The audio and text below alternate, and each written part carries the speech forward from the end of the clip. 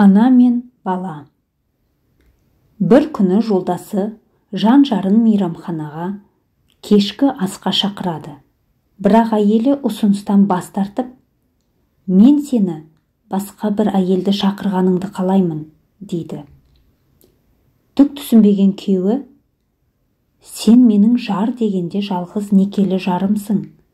Мен сені мейрамханада бірге тамақтанайық деп шақырып жатырмын. Ал сен басқа әйел шақыр дейсің. Мен онда еркектерден емеспін. Қалай басқа әйелді шақыр дейсің?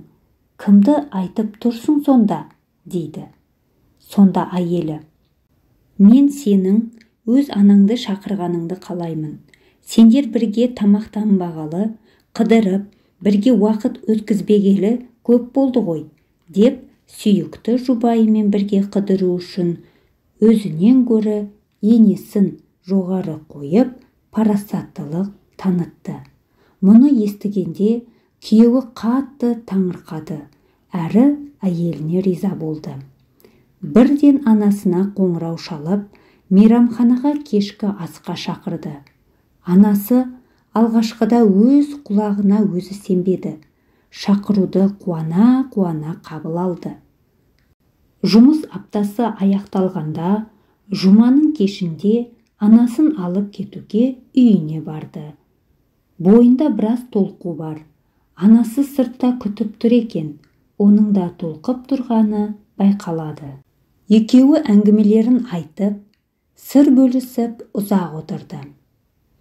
Ана мен бала болып сөйлесуді екеуі де сағынып қалған екен. Әсіресе ана көңілі жадырап, мәз-мейрам. Ол үшін ең керемет күн болғандай.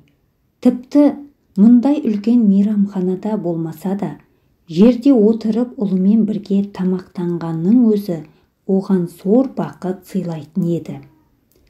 Анасын үйіне апарып салып тұрып, «Анашым, тағы да міндетті түрде осылай бірге тамаққа барамыз», деді. «Тек бір шартым бар, келесі жолы мен шақырамын», деді шексіз қуанышта тұрған ана.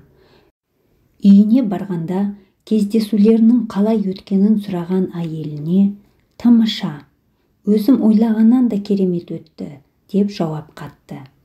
Көп ұзамай анасы жүрек талмасынан қайтыс болды. Мұны кенеттен болғаны соншалық, анасы үшін еш нәрсе істей алмады. Ұлы қатты қайғырды. Арада біраз уақыт өткенде анасы екеуі барған мейрамханаға шақырту алады.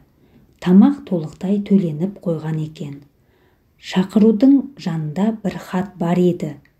«Мұның ақысы алдын ала төлеп қойғанмын, алайда бара алатыныма сенімді болмадым.